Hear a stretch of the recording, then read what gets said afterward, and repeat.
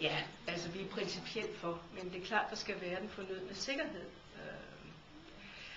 Man har haft sådan en ordning inden for det nordiske samarbejde i mange år. Det er der jo ikke nogen, der har haft noget imod. Og man har det sådan ligesom, når man siger, jamen Bulgar, så er det nok et eller andet meget, meget grumt og mystisk.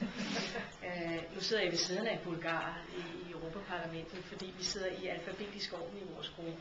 Og jeg kan sige, at de er sådan set mennesker som os andre. Altså, det er et samfund, der selvfølgelig har nogle problemer med korruption, og at der er nogle børnesygdomme, der skal gøres alvorligt op med, når det kommer til det økonomiske område.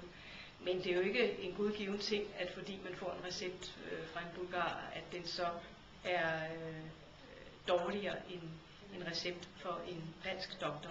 Man må jo sige, at med ny teknologi kan man gøre mange ting og sikre, at kommunikationen er der.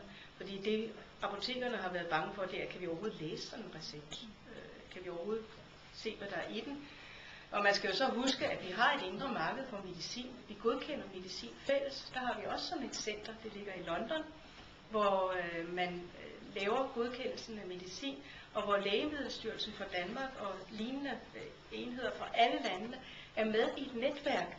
Der er et kontor til hvert land i London, og hvor man mødes og drøfter og møder de virksomheder, der søger godkendelse af deres medicin. De kommer med deres dokumentation for, at de har undersøgt det ordentligt, og så ser man godkendt det, og så er det jo godkendt i hele Europa. Der er lidt forskellige regler for, hvad der er receptpligtigt og ikke er receptpligtigt. Og jeg vil tro, at hvis man begynder sådan at få mere fri bevægelighed for recepter, så bliver den logiske følge, at lægemiddelstyrelserne i Europa begynder at samarbejde mere om, hvad der skal være receptpligtigt.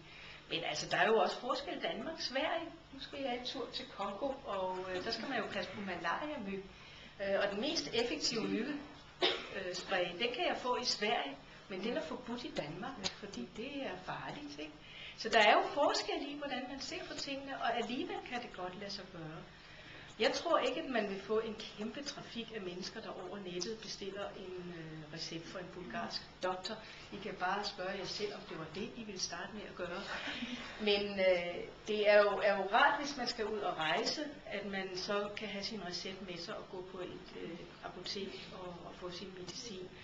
Og for folk, der bevæger sig meget over grænsen, for eksempel fru Jensen, der kan det jo også være en rar ting, hvis jeg går med min recept på mig, at jeg ikke er afhængig af, at jeg skal have den derhjemme, men også skal få den i udlandet. Så jeg er tilhænger.